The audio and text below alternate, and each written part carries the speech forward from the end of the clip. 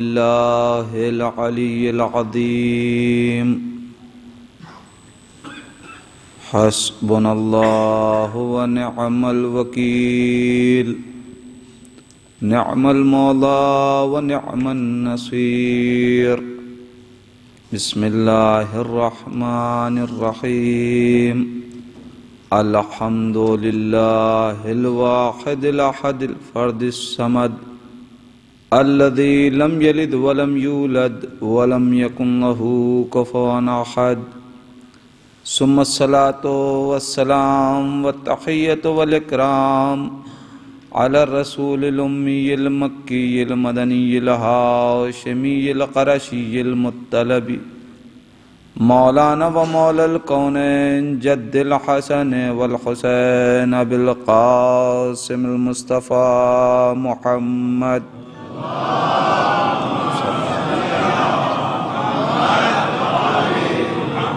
वलानतुल्लाहि अला आदाइहिम अजमईन मिनल आन इला क़ियाम यौमिद्दीन व बअद यौमिद्दीन।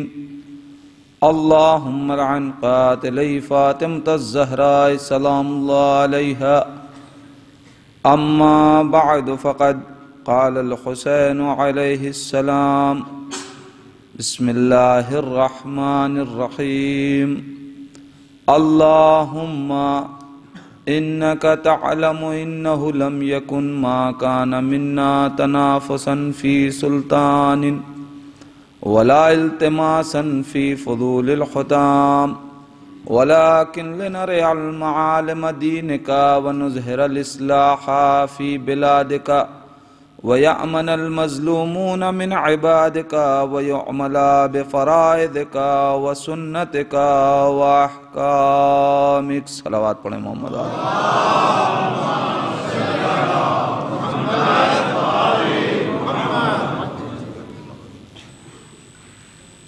अज़ान ईमान मकसद अज़ा इस उन्वान से इमाम आली मकाम के इस कौल की रोशनी में गुफ्तगू जारी सारी है, जिसमें इमाम मकसद करबला को बयान कर रहे हैं। और चूंकि ये आज़ादारी उसी करबला की याद है, लिहाजा जो मकसद करबला है वही मकसद अज़ा है।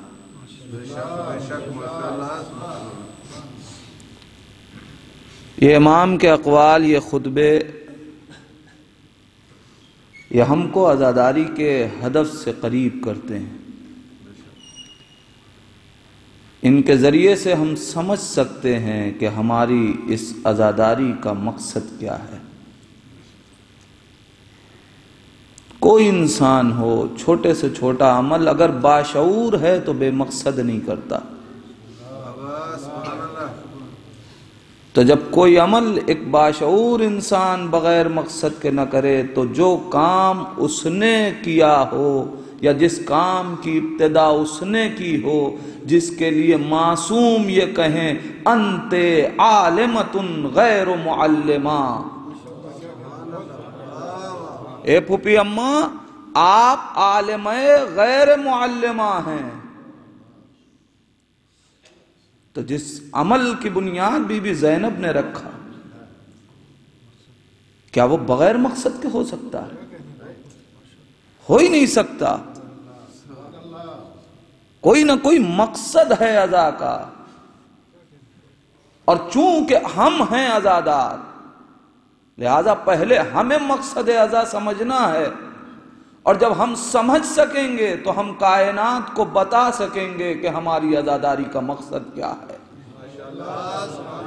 और यही एक बात है अजीजान ईमान कि अगर कायनात को हकीकी मकसद अज़ा मिल जाए तो कायनात खुद खिंच के फर्श अज़ा पे चली आएगी। मगर समझने की जरूरत है क्या है मकसद अज़ा। आप इमाम के इस कौल को जरा सा, चूंकि अभी तक मुकम्मल कौल का तर्जुमा मैं नहीं कर सका, लिहाजा आज पहले मैं चाहता हूं कि उसका तर्जुमा, गुज़श्ता बरस भी इसी कौल को इमाम के मैंने मौज़ूए सुखन करार दिया था, अल्लाहुम्मा इन्नका तअलमु इन्नहु लम यकुन मा कान मिन्ना तनाफुसन फी सुल्तानिन वला इल्तिमासन फी फुदूलिल हुताम। ए परवरदिगार, तू जानता है कि हुसैन को हुकूमत से कोई रग़बत नहीं। हुसैन ने हुकूमत के लिए करबला ही नहीं बनाई, फिर किस लिए? वलाकिन लिनरल मआलिम दीन का, हमने ये करबला इसलिए बनाई है ताकि तेरे दीन की कदरों को बुलंद किया जा सके। अब पहचाने क्या है मकसद अज़ा। हुसैन मजलूम फरमा रहे हैं करबला हमने इसलिए बनाई ताकि तेरे दीन की कदरों को बुलंद किया जाए, और चूंकि आजादारी करबला की याद है, लिहाजा अब हकीकी आजादारी वही है कि जहां दीन की कदरों को बुलंद किया जाए। वनुज़हिरल इस्लाहा फी बिलादिका, और हमने करबला इसलिए बनाई ताकि तेरे शहरों में इस्लाह की जा सके। अजीजान ईमान, क्या कह रहे हैं मौला? परवरदिगार, हमने करबला इसलिए बनाई है ताकि तेरे शहरों की इस्लाह की जा सके। अब पूछिए कायनात से कि खुदा का शहर कौन सा है, तो वो कौन सा शहर है कि जो खुदा का नहीं है? वो कौन सी जगह है कि जहां हाकिम खुदा ना हो, जो खुदा का शहर ना हो, जिसे खुदा की जगह ना कहा जाए? तो इसका मतलब यह है कि हुसैन ने करबला सारी कायनात के लिए बनाई है, तो हुसैन की मकसद की शरीक ज़ैनब ने आज़ादारी भी सारी कायनात के लिए रखी है। सारी कायनात की इस्लाह के लिए है यह आज़ादारी। वयअमनल मज़लूमून मिन इबादिका, और हमने ये करबला इसलिए बनाई ताकि परवरदिगार तेरे मजलूम बंदों को जालिम के जुल्म से बचाया जा सके।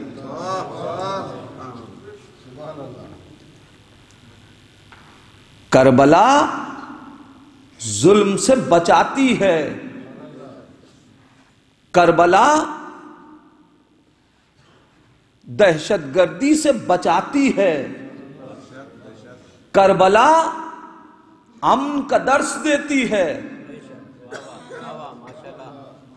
तो अब याद रखिएगा कि जो है मकसद करबला वही है मकसद अज़ा। तो आजादारी का भी मकसद यही है कि कायनात को उस अमन का पैगाम सुनाया जाए जिसे हुसैन ने अपने लहू में नहा के दिया था। वयअमनल मज़लूमून मिन इबादिका वयुअमला बिफ़राइदिका व सुन्नतिका व अहकामिक। और ये मेरे परवरदिगार, तू जानता है कि हुसैन ने यह करबला इसलिए बनाई है ताकि लोगों को तेरे वाजिबात का पाबंद बनाया जा सके। अजीजान ईमान, जरा गौर करें इमाम क्या कह रहे हैं। हमने करबला इसलिए बनाई ताकि तुझे, तेरे बंदों को तेरे वाजिबात का पाबंद बनाया जा सके, तेरे रसूल की सुन्नतों का पाबंद बनाया जा सके। तो ये हो ही नहीं सकता कि अब आजादारी किसी वाजिब से रोक दे,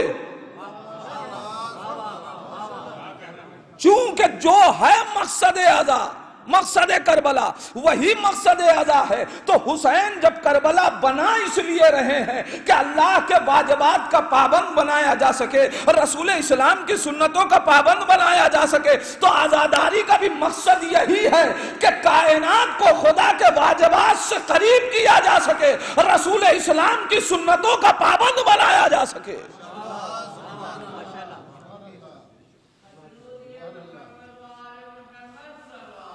अल्लाहुम्मा सल्ली अला मुहम्मद व अला मुहम्मद। अब मैं आज की इस गुफ्तगू को एक सवाल से शुरू करना चाहता हूं। अजीजान ईमान, गौर करने की बात है, आज तक आपने दुनिया में कहीं देखा कि किसी को किसी के गम से चिढ़ हुई हो? खुशियों से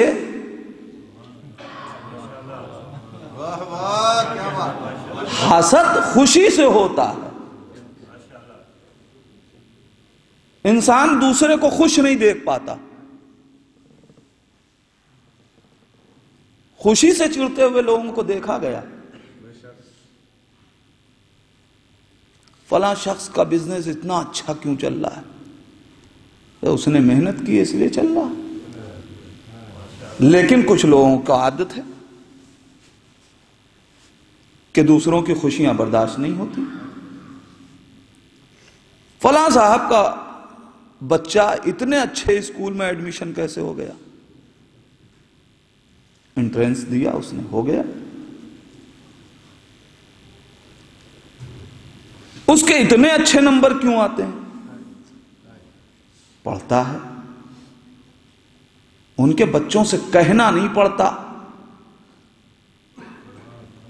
वो खुद ही नमाज में पहुंच जाते हैं। मां बाप ने तरबियत की है। लेकिन बाद अपराध होते हैं कि जो किसी को खुश नहीं देखना चाहते, तरक्कियां किसी की उनसे हजम नहीं होती और चिढ़ने लगते हैं, हसद करने लगते हैं। अजीजान ईमान, दो चीजें हैं, एक है रश्क, एक है हसद। इन दोनों का फर्क महसूस करें। रश्क क्या है? इंसान दूसरे की तरक्की को देख के वो हाथ उठाता है दुआ को, परवरदिगार हमें भी इतनी तौफीक दे कि हम वहां पहुंच जाएं, हम उस जैसे बन जाएं। हसद में क्या होता है? इंसान दुआ नहीं करता, बद्दुआ करता है। परवरदिगार हम नहीं बन सकते तो उससे भी छीन ले। वो ऐसा क्यों हो गया? वो ऐसा क्यों बन गया? मैं एक जुमला कह के आगे बढ़ जाऊंगा। आपकी समातों पे एतबार करते हुए शरीयत ने रश्क को अच्छा माना है, हसद को बुरा माना है। रश्क में यह होता है कि इंसान उस जैसा बनना चाहता है जैसा वो बुलंद इंसान है। रश्क में इंसान उस जैसा नहीं, उसको अपने जैसा बनाने लगता है। हसद में इंसान उसको अपने जैसा बनाने लगता है। अल्लाह ने कायनात में कुछ आइडियल दिए थे कि तुम अपने को उन जैसा बनाओ, लेकिन जब हम अपने जैसा, उनके जैसा अपने को न बना सके तो हसद में हमने उनको अपने जैसा। एक सलावत पढ़ दे मोहम्मद।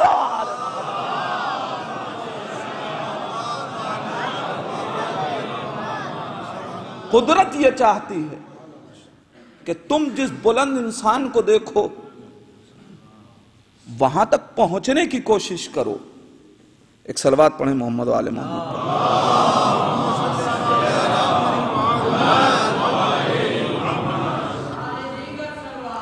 अल्लाहुम्मा सल्ली अला मुहम्मद वाले। बहरहाल बात अपनी जगह कि आज तक हमने तो नहीं देखा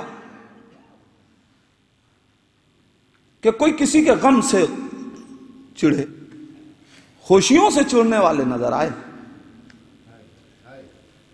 आज तक आपने कहीं देखा कि खुदा न खास्ता किसी का भाई दुनिया से चला गया हो 15-20 साल पहले और वो आज उसको याद करके रो रहा हो, तो किसी ने कहा हो इतने दिन हो गए अब भी रो रहे हो?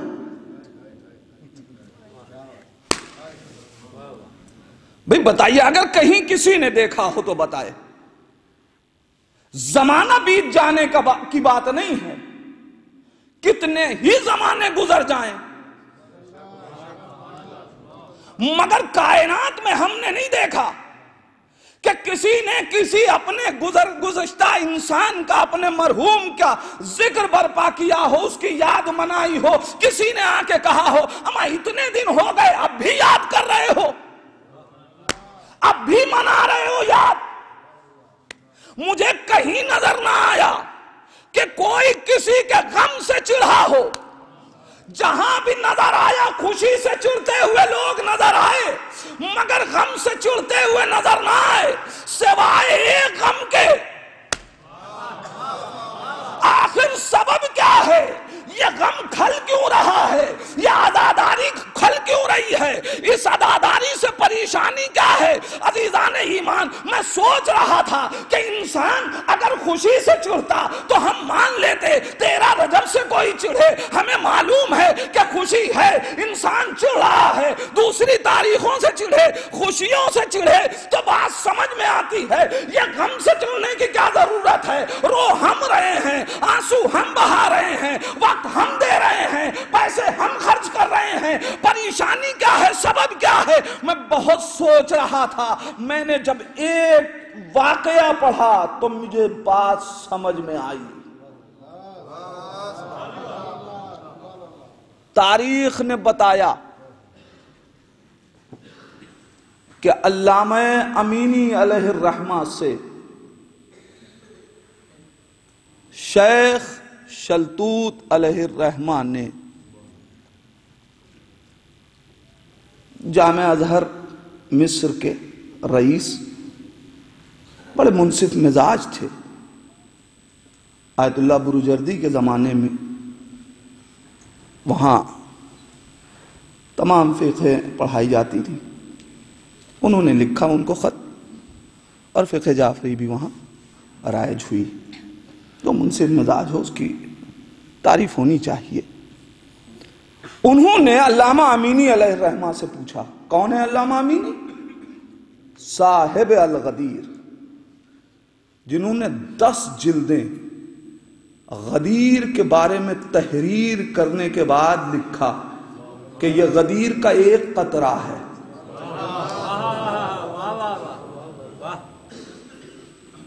उस अल्लामा अमीनी से सवाल यह हुआ कि ये बताइए, देखिए सवाल करने वाला भी पढ़ा लिखा है, जिससे पूछ रहा है वो भी साहिब इल्म। सवाल क्या है? ये बताइए कि आपके यहां 13 मासूम जामे शहादत उन्होंने पिया, तो अब ये बताइए कि आप सिर्फ एक ही का गम इतने एहतमाम से क्यों मनाते?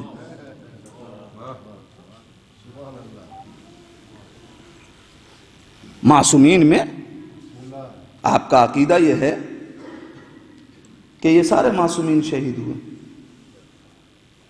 तो आप आशूर को इतने एहतमाम से क्यों मनाते हैं? अल्लामा ने जो जवाब दिया वो तो अपनी जगह, लेकिन मेरा जी चाहता है कि मैं उनसे कहूं कि हुजूर हम एक मनाते हैं तो बर्दाश्त नहीं होता।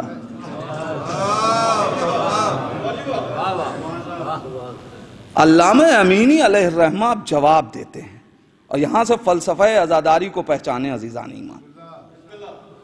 सवाल यह हुआ कि 13 अफराद शहादत का जाम पिया, सबने सब शहीद हुए, सब मासूम थे, तो फिर सबका इतने एहतमाम से गम क्यों नहीं मनाते? आशूर को इतने एहतमाम से क्यों मनाया जाता है? उन्होंने जवाब दिया कि सुनो, हम आशूर को इतने एहतमाम से इसलिए मनाते हैं कि कहीं तुम गदीर की तरह आशूर को भी भुला न दो, कहीं तुम गदीर की तरह आशूर को फरामोश न कर दो। अजीजान ईमान, अब समझ में आया असल में करबला का ताल्लुक गदीर तक पहुंचाता है। एक सलावत पढ़ दे मोहम्मद।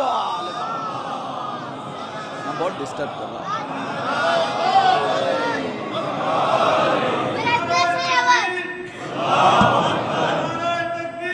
अल्लाह या रसूल अल्लाह, या रसूल अल्लाह, या अली, अल्लाहुम्मा सल्ली अला मुहम्मद व अली।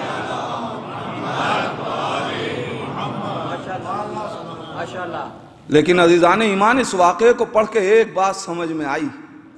इसका मतलब यह है कि अगर कायनात ने गदीर न भुलाई होती तो हुसैन को करबला बनाने की जरूरत न पड़ती।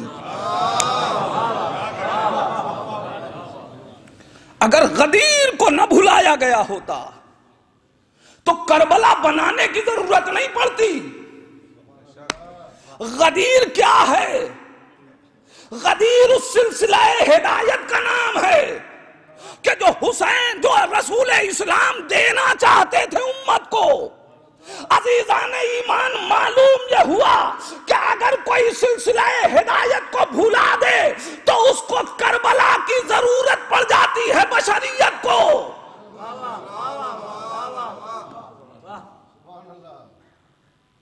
अच्छा ठीक है, जरूरत है करबला की, तो ये तो भुलाया गया था गदीर के बाद ही, फिर हुसैन ने करबला क्यों बनाई? मौलाए कायनात ने क्यों ना बना ली करबला?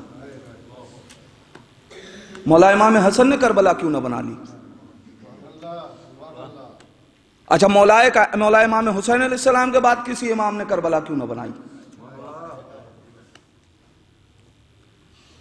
सवाल है ना अज़ीज़ान ईमान, कि भुलाया तो गया, तो हुसैन ही करबला क्यों बना रहे हैं?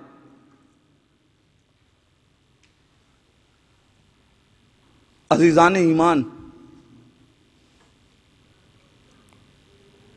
करबला के बाद जितने अइम्मा हैं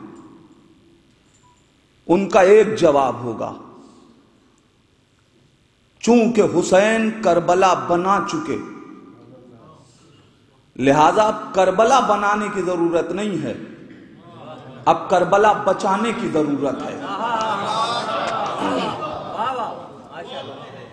अब करबला बचाने की जरूरत है, अब करबला बनाने की जरूरत नहीं है। यह आजादारी नहीं है, यह करबला की यादगार है। इससे करबला बची है, और करबला बची है तो बशरियत को दूसरी करबला की जरूरत नहीं पड़ रही है। यह है अहमियत फर्श अज़ा। लेकिन मौलाए कायनात ने करबला क्यों ना बनाई? इमाम हसन अलैहिस्सलाम ने करबला क्यों ना बनाई? भुला तो दिया गया उसी वक्त, और ऐसा भुलाया गया कि कसीदा पढ़ने वाले से जब मौलाए कायनात ने पूछा कि तुम बताओ, तुम तो मौजूद थे,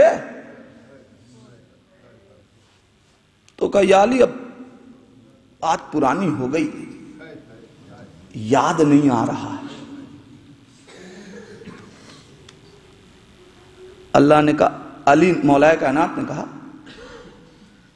कि खुदा तुम्हें ऐसे अजाब में मुब्तला करे, अगर याद रह के तुमने नहीं बताया तो खुदा ऐसे अजाब में मुब्तला कर दे कि जिसे तुम छिपा ना सको। या अली, अजीजान ईमान, अहले बैत बद्दुआएं देने के आदी नहीं थे। ये अली ने इतना बड़ा जुमला कहा क्यों?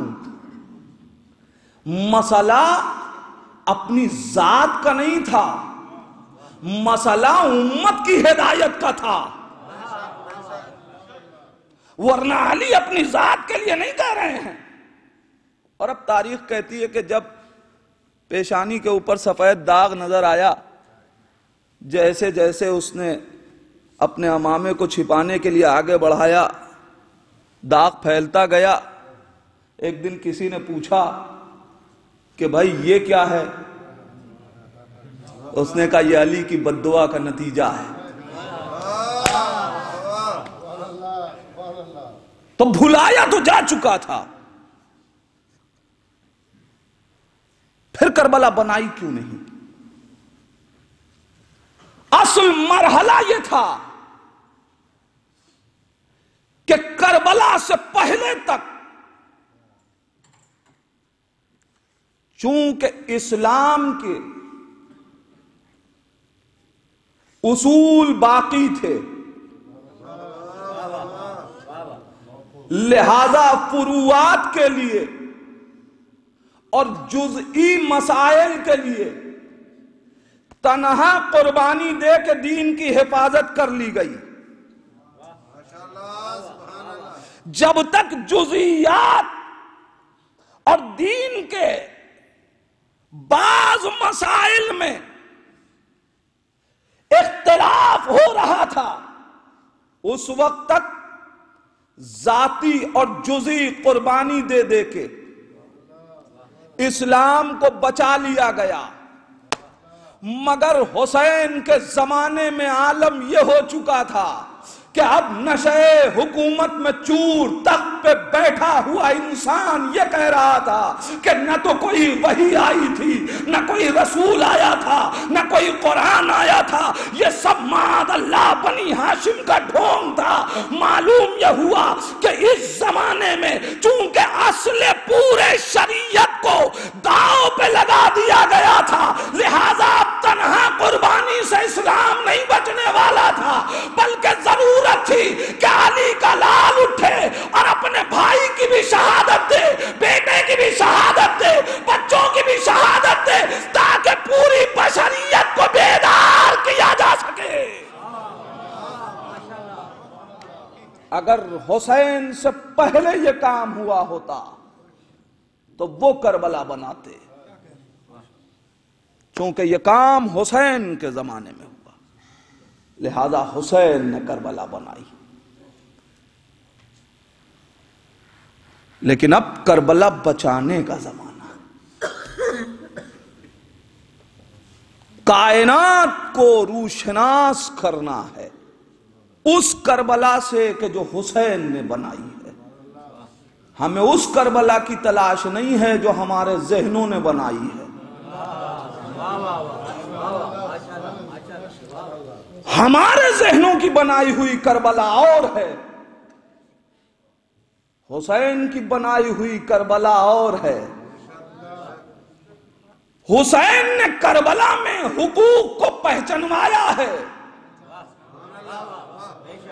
हुसैन ने करबला बनाई है वलाकिन लिनरियल माल मदीने का, ताकि दीन की कदरों को बुलंद किया जाए।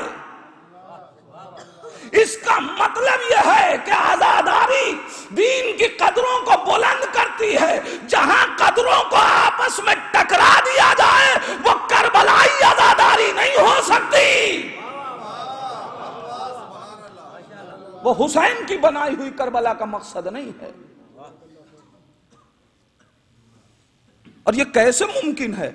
मैं अर्ज कर चुका कि यही वजह है कि जो कुछ जितने अहदाफ और मकासद पूरी शरीयत के आमाल में है वो सब आजादारी में है। तो जब वही आमाल और वही हदफ है तो अजीजों, जब हदफ एक हो तो झगड़ा नहीं होता। जब हदफ एक हो तो टकराव नहीं होता। जब हदफ बढ़ जाए तो टकराव होता है। तो जब हदफ एक है तो यह कैसे हो सकता है कि नमाज या आजादारी। अजीजान ईमान, कभी ऐसा ना कीजिएगा। ये वो सियासत है कि जो मौलाए कायनात के जमाने से ईजाद की गई। कायनात ने इमामत के मुकाबले में कुरान को खड़ा किया, यानी दो हकीकतों को टकराया। चूंकि शऊर न था, चूंकि शऊर न था, लिहाजा थे तो अली के साथ, मगर अली के साथी न बने। देखिए, साथ होना अलग है और साथी होना अलग है। ये बात तो हम अपने मुल्क में ज्यादा महसूस कर सकते हैं। जुलूसों में हमारे साथ बहुत से लोग हो जाते हैं, हमारे साथी नहीं होते वो। लिहाजा इस फर्क को पहचानने की जरूरत है कि कौन साथ है और कौन साथी है।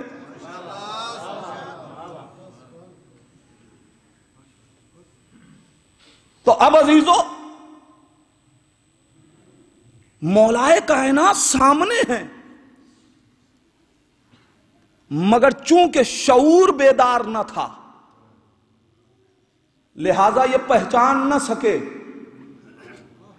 उन्वान देख के धोखा खा गए, उन्वान देख के धोखा खा गए, चेहरा देख के धोखा खा गए। जरा से गौर और तवज्जो की जरूरत थी।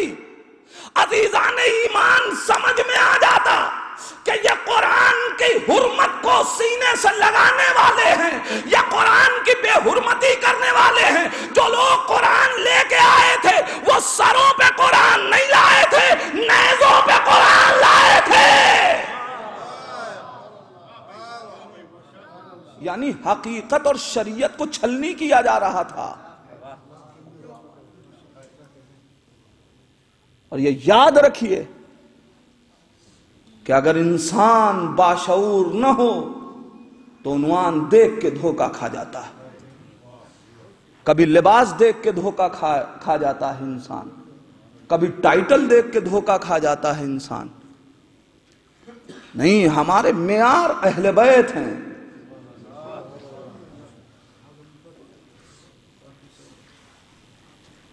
और इन तमाम चीजों को करबला ने वाज़ेह किया है अजीजान ईमान।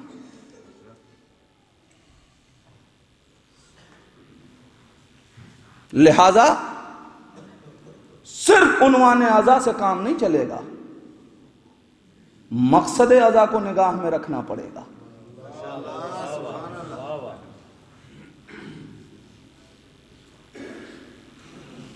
पढ़िए करबला, इमाम हुसैन ने शऊर को बेदार किया। करबला में हबीब इब्न मज़ाहिर को जब खत लिखा, हबीब कौन है? बचपन के दोस्त हैं।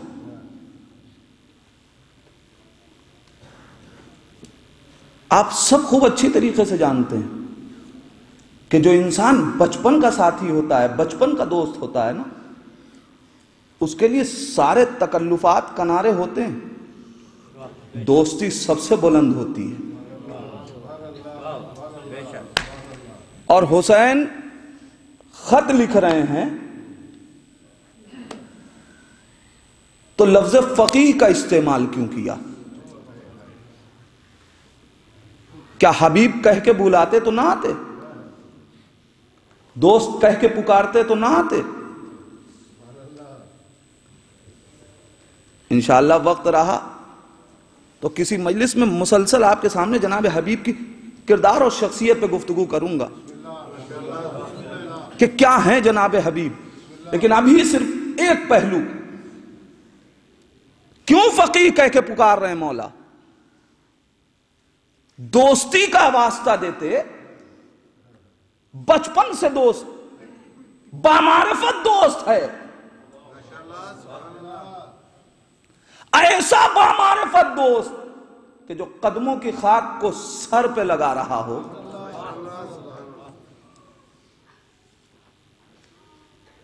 वहां ये तकल्लुफात की क्या जरूरत है कि फकीह कह के पुकारा जाए। असल में इस फकाहत के उन्वान के तकद्दुस की हिफाजत करनी थी। क्यों? इसलिए कि कूफे ही के एक फकीह से हुसैन के कत्ल का फतवा लिया जा चुका था। लिहाजा अगर सिर्फ वही फकाहत ज़हन में होती तो कयामत तक के लिए यह उन्वान बदनाम हो जाता। हुसैन ने एक दूसरे बामारिफत फकीह को फकीह कह के बताया। याद रखना, हकीकी फकीह वो है जो हुसैन का मददगार हो। एक सलावत पढ़ दे मोहम्मद वाले।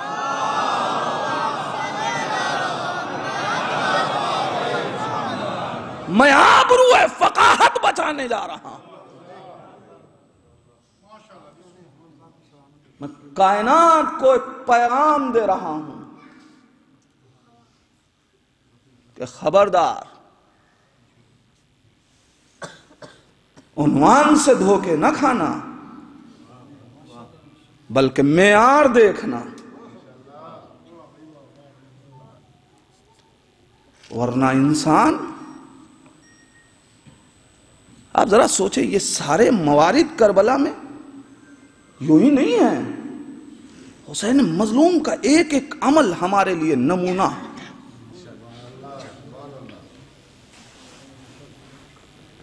हम बामारिफत अज़ादार बनना चाहते हैं, करें क्या इसके लिए?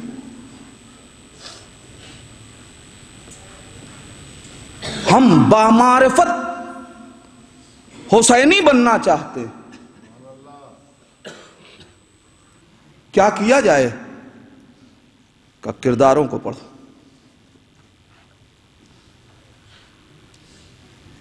अजीब मंजिल है। इमाम हुसैन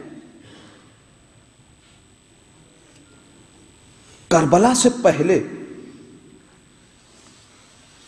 एक लफ्ज का इस्तेमाल कर रहे हैं, उसके लिए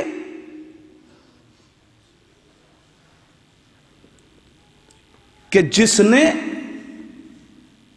सिर्फ लिजामे फर्श पे हाथ डाला है, लेकिन हुसैन का यह लहजा उसके लिए भी न मिला जिसने गले पे छुरी चलाई।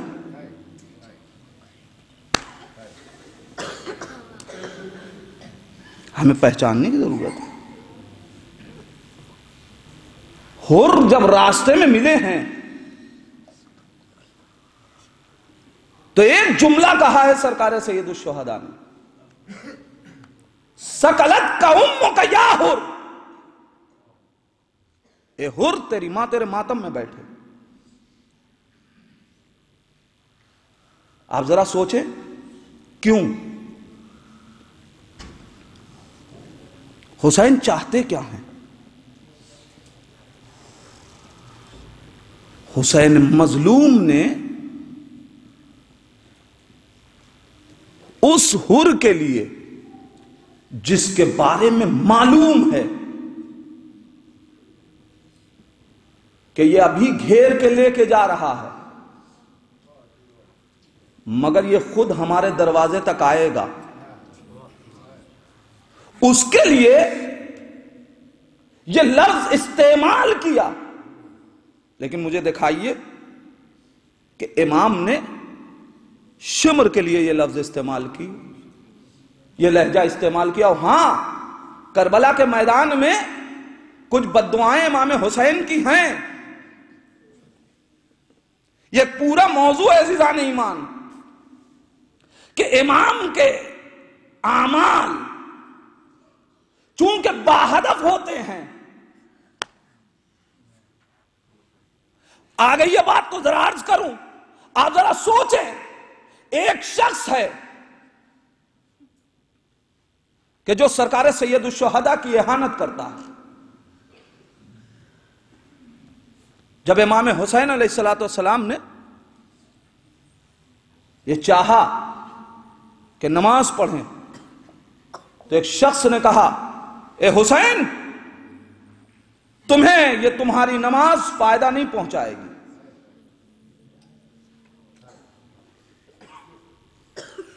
मैं वो जुमला इस्तेमाल कर रहा हूं सिर्फ इसलिए कि नकल कुफ्र कुफ्र ना बाशद, वरना ये जुमला कैसे कहा जाए। हुसैन, तुम तो जहन्नम की आग,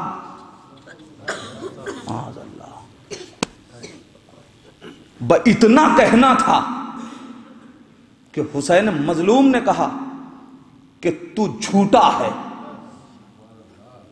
मैं शहादत का जाम पी के सिर्फ जन्नत का हकदार नहीं बनूंगा, मैं मालिक जन्नत हूं।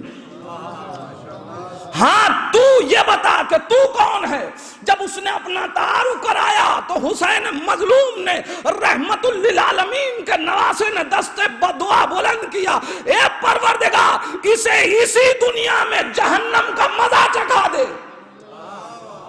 और अब तारीख कहती है कि अभी देर न लगी कि एक मर्तबा उसके घोड़े ने एक जस्त ली, कूदा, और अब उसका ताजुन बिखर गया, वो डगमगा गया, और अब घोड़ा दौड़ने लगा, उसका बिल्कुल नक्शा बदल गया, पैर आसमान पे, सर जमीन की तरफ, और जिस झाड़ से, जिस दरख्त से जाता था टकराता हुआ, खारों से, कांटों से टकराता हुआ, वो जख्मी होता हुआ घोड़ा उसको दौड़ाता रहा और फिर ले जाके उस खंदक में गिरा दिया कि जो हुसैन मजलूम ने पुश्ते खैमा खोद के जिसमें आग जलाई थी। अरे क्यों ना हो, इसलिए कि कसीमुन नारे वल जन्ना, जब कह दे किसी को जहन्नम के लिए तो वो अपने को बचाए कैसे। उसने ले जाके डाल दिया। मेरा सवाल ये, मौला आखिर वजह क्या है। उसको बद्दुआ न दी कि जिसने आपके गले पे छुरी चलाई, उसको बद्दुआ न दी जिसने आपको नेजा मारा, उसे बद्दुआ न दी जिसने तीर चलाया। मौला आखिर वजह क्या है, ये इसे बद्दुआ क्यों दे रहे हैं। अजब नहीं है, माम आवाज दे, नादान, मैंने ये बद्दुआ उसको इसलिए दी कि इसमें उम्मत की हिदायत बिना थी। मैंने कहा मौला वो कैसे। कहा दो तरीके, एक उसका हाल देख के कोई बेदार हो जाए कि ये जिसके लिए बद्दुआ कर दें, जब बद्दुआ में असर है तो इसका मतलब यह है कि ये मासूम है। इस तरीके से कोई हिदायत पा जाए। और दूसरी बात यह थी कि मैंने उन लोगों के लिए बद्दुआ इसलिए न की कि उनको खरीद के करबला भेजा गया था मेरे कत्ल के लिए, तो जिसने भेजा था असल गुनाह उसके सर था। ये आलाए कार थे, ये नहीं कि ये गुनाहगार नहीं हैं, गुनाहगार हैं, मगर चूंकि ये बेशऊर हैं, ये बेमारिफत हैं, ये मुझे पहचानते नहीं हैं, लिहाजा ये आलाए कार बने हुए हैं। मैं इन्हें बद्दुआ नहीं दूंगा, मैं इनकी हिदायत की दुआ करता रहूंगा। तो मौला उसे बद्दुआ क्यों दी। कहा इसलिए कि वो अब सिर्फ अपने उस जिम्मेदारी को अदा करने के लिए करबला में जिस जिम्मेदारी के तहत उसे भेजा गया था, सिर्फ वो नहीं कर रहा है, बल्कि अब हुकूमत से कुर्बत इख्तियार करने के लिए कुछ उससे ज्यादा कर रहा है, ताकि उसको इनाम मिल सके, इकराम मिल सके, हुकूमत से करीब हो सके। तो मैं उसको इबरत बनाना चाहता हूं कि याद रखो, अब मैं बद्दुआ इसलिए दे रहा हूं कि अगर न दी बद्दुआ तो दूसरों में जसारत पैदा होगी और दूसरे भी वो काम करेंगे कि जिसका उनको कोई फायदा पहुंचने वाला नहीं है। अब दूसरे अफराद भी वो सद्दबाब फतहबाब हो जाएगा। अब दूसरे भी जसारतें करेंगे, लिहाजा मैं उनके गुनाहों की कसरत को रोकने के लिए, इसलिए कि जो मासूम की एहानत करे खुद एहानत का भी गुनाह है, लिहाजा इसको इबरत बना रहा हूं। तो अब हुसैन जब कोई कलमा बगैर मकसद के न कहें तो अमल बगैर मकसद के कैसे होगा? तो क्या है मकसद? मरहला सिर्फ इतना है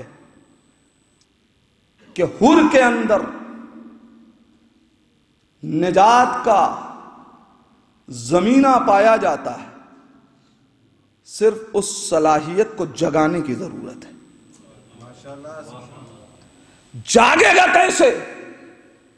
कहा जब मैं उसे उसकी मां के हवाले से उससे गुफ्तगू करूंगा तो उसे मेरी मां याद आएगी, और जब मेरी मां याद आएगी तो फातिमा की अजमतें मेरी अजमत का सजदा करवाएंगी। यही तो वजह थी। अल्लाहुम्मा सल्ली अला मुहम्मद। यही तो वजह थी कि हुर ने क्या कहा, हे मौला अगर आपकी मां फातिमा न होती, अगर आपकी मां फातिमा न होती और अरब के किसी इंसान ने यह जुमला कहा होता तो मैं वैसे ही पलटा देता, लेकिन मैं क्या करूं कि आपकी मां फातिमा है, बस ये एहतराम फातिमा। जैसे ही ये नूर दिल में रोशन हुआ, इस एहतराम ने इतना नूरानी कर दिया, इतना नूरानी कर दिया कि हुसैन ने इधर चिराग गुल किया, उधर वो जुल्मतों से हिदायत की तरफ आ गया, और अब हुर है सारी रात करवटें बदल रहा है। अजीजान ईमान जिस मंजिल तक लाना चाहता था, पहचाने मकसद अज़ा, हुर सारी रात करवटें बदलता रहा। क्यों? किस चीज ने उसको बदला?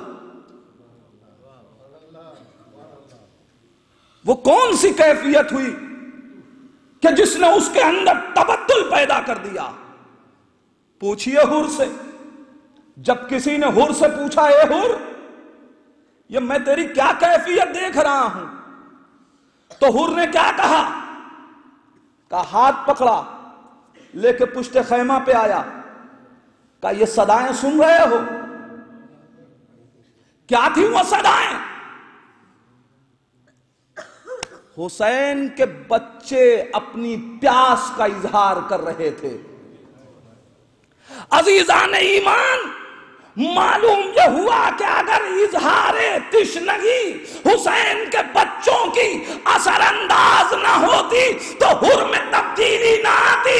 1400 बरस के बाद भी आज हम इसीलिए करबला के प्यासों का तज़किरा करते हैं कि ये प्यास न जाने कितनों को हकीकतों से सैराब कर देती है।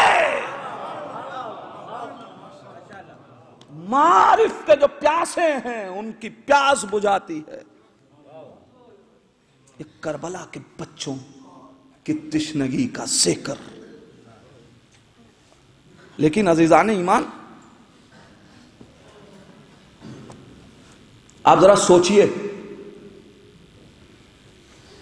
एक इंसान अगर उसका माल इंसान कहीं खर्च करवाए और अब उसका माल बिल्कुल डूबने के कगार पे आ जाए और उसके बाद वो उससे आके कहे, यकीन हो चुका है कि अब माल डूब गया, अब वो इंसान आए और आकर के उससे कहे भाई मुझे माफ कर दो, मुझे बख्श दो, मैंने तुम्हारा माल, मेरी वजह से पूरा माल तुम्हारा डूब गया। एक इंसान का अगर माल डूब जाए तो ऐसे मरहले में माफ करना बड़ा सख्त होता है। अजीजों, माल की बात नहीं है। हुसैन को उस जगह पे ले आया जहां अली अकबर की शहादत यकीनी थी। हुसैन को उस मंजिल पे ले आया जहां अली असगर की शहादत यकीनी थी, और हुसैन को उस मंजिल पे ला चुका था कि जहां कासिम की शहादत यकीनी थी, और हुसैन को उस मंजिल पे ला चुका था कि जहां खुद हुसैन की शहादत यकीनी थी। अब सवाल यह है, मेरा सवाल यह नहीं कि हुसैन ने क्यों बख्शा, सवाल यह है कि हुर में इतनी जुरात कैसे पैदा हुई कि हुर हुसैन के दरवाजे पे आ गया। सबब क्या है? ये हुर के अंदर इतना इत्मीनान कैसे है? आप बताएं। कहना बहुत आसान है अजीजान ईमान, लेकिन आप जरा सोचें, सुबह आशूर है जहां चारों तरफ से हुसैन घिर चुके,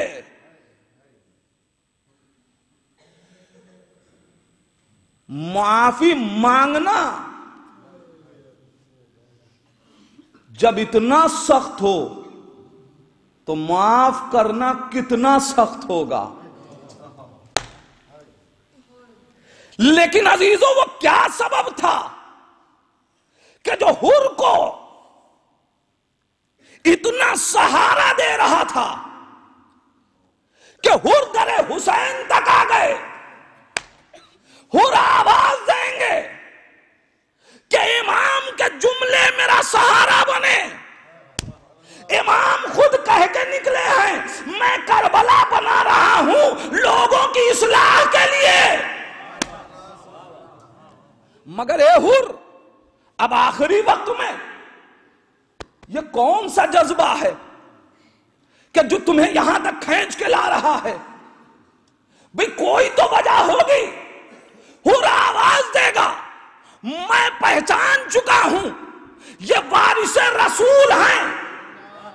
कल अगर रसूल ने फतेह मक्का के बाद 40 तलवारें जो लेके मेरे कल रसूल को घेरे थे, अगर उनको न माफ किया होता तो आज करबला में मेरे अंदर भी जुर्रत पैदा न होती कि मैं आके हुसैन से माफी मांग लूं। चूंकि हुसैन उसी रसूल के वारिस हैं, हुसैन उसी रहमतुल लिल आलमीन के वारिस हैं। लिहाजा अब इतनी तकवीयत मुझे फतेह मक्का दे रही है कि अगर रसूल अपने कातिल, अपने दुश्मनों को माफ कर सकते हैं तो फिर यह भी तो वारिस रसूल है।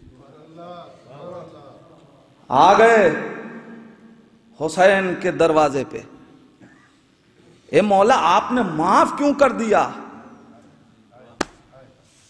मौला आपने क्यों माफ कर दिया? कहा अगर मैंने आज हुर को न बख्शा तो फिर दुनिया कयामत तक खुदा के रहम करम की मंजिलों को समझ न पाएगी।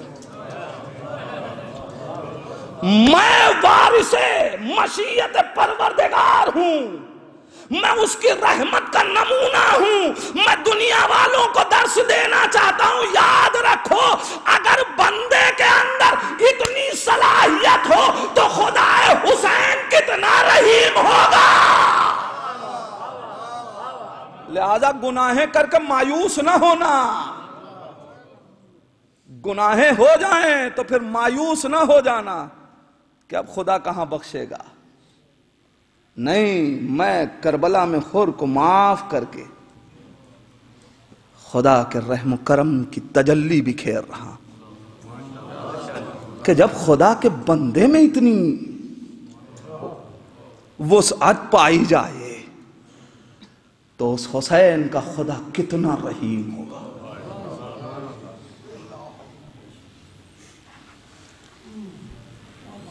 यही है हदफ आजादारी।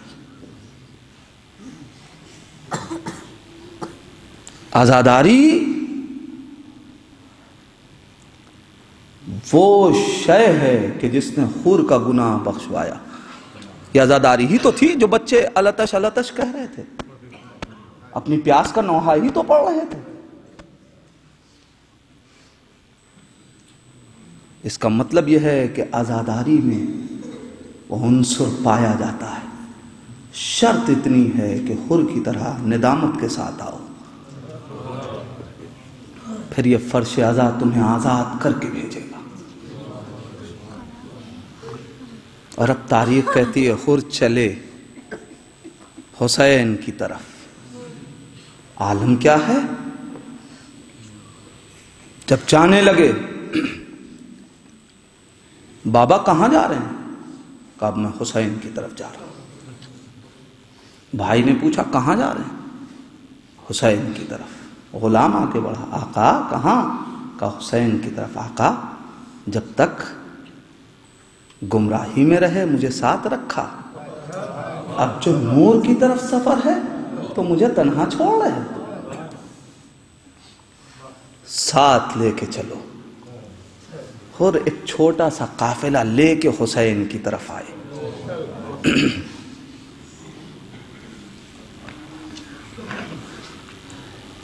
चल रहे हैं। एक मर्तबा बेटे से कहा, मेरे लाल ऐसे नहीं जाना चाहता। बाबा फिर कैसे चलेंगे? कहा मेरे हाथों को बांध दो। ताकि ऐसा महसूस हो कि कोई मुजरिम किसी आका की बारगाह में जा रहा। मेरे हाथों को बांध दो। बेटे ने बाप का हाथ बांधा।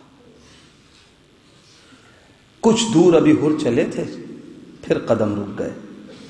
मेरे लाल ऐसे नहीं जाऊंगा, मुझे शर्म आ रही है, हुसैन का सामना कैसे करूं? बाबा फिर क्या? कहा मेरे लाल मेरी आंखों पे एक पट्टी बांध दे ताकि मैं हुसैन का सामना करते हुए शर्म महसूस ना कर सकूं, घबराऊं नहीं। हाँ आजादार, शर्म तो साथ में है हुर के। मुझे हुसैन का सामना करते हुए घबराहट ना। अब काफिला चल रहा है। बाप ने कहा बेटा अब मुझे हालात से बाखबर करते रहना।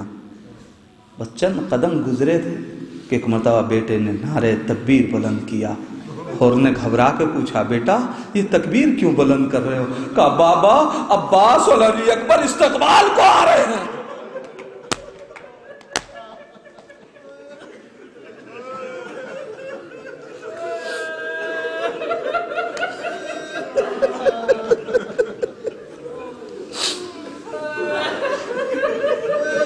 बाबा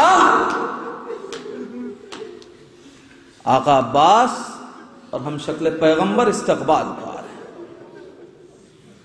अभी हुर और चंद कदम चले थे कि एक मर्तबा बेटे ने फिर तकबीर बुलंद की। और अब जो तकबीर बुलंद की ना तो लहजे में अजीब कपकपाहट थी, अजीब घबराहट थी।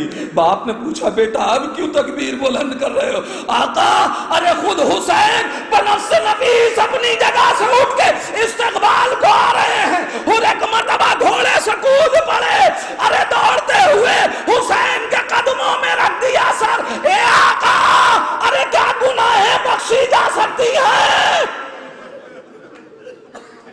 हुसैन ने बाजू थामा, हुर को गले से लगा लिया।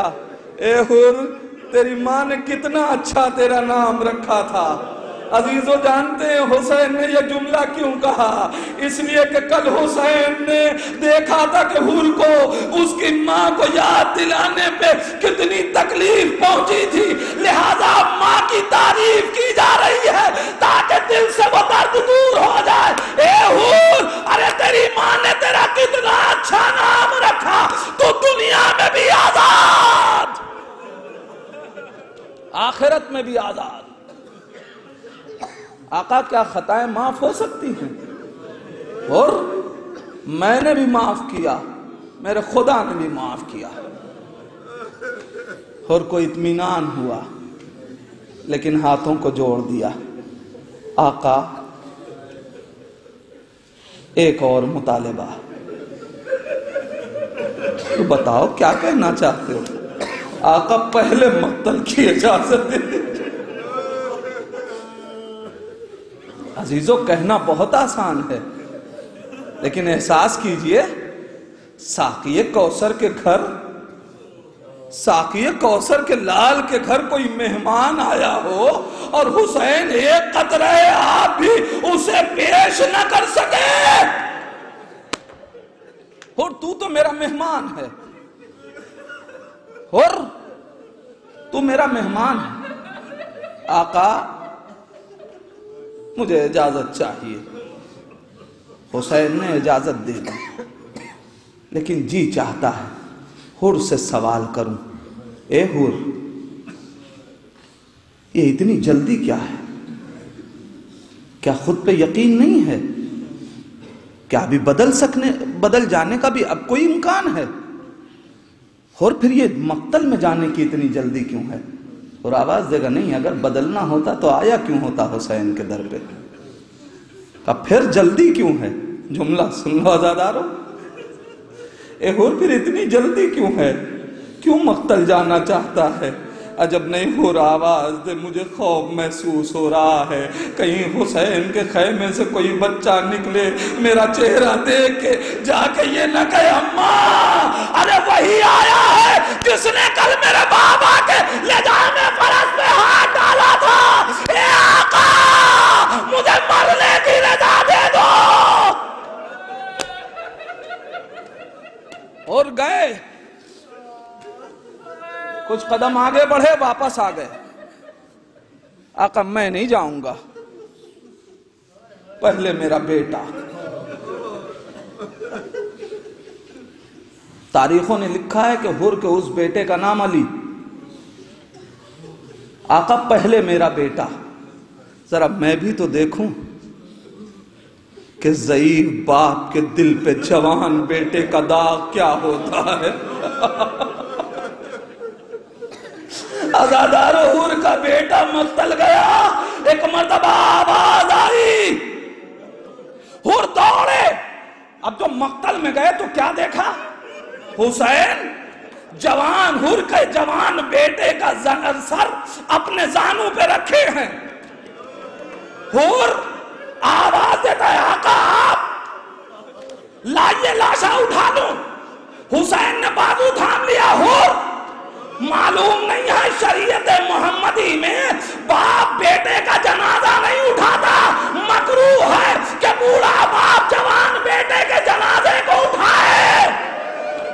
मुझे मालूम है आपका दिल कहां पहुंच गया, यही तो सोच रहे हैं ना।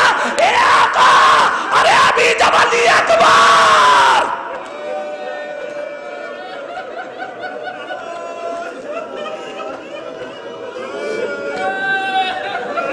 एक रवायत तारीख कहती है, यह वाकया दोनों तरीके से लिखा गया कि हुसैन घोड़े से उतर के हुर के बेटे के सर को अपने जानू पे रखे। तारीख ने एक जुमला और लिखा है कि जब हुर के बेटे ने आवाज दी, हुसैन घोड़े पे सवार हुए, मक्तल गए।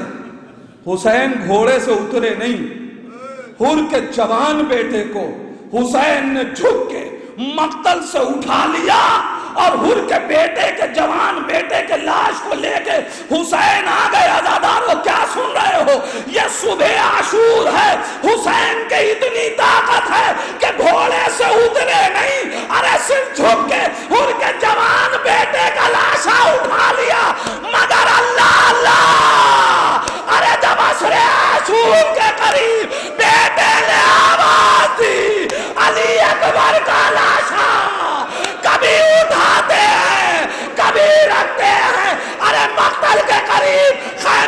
करीब आए, ए बनी हाशिम के बच्चों, जवान का लाशा, बूढ़ा बाप।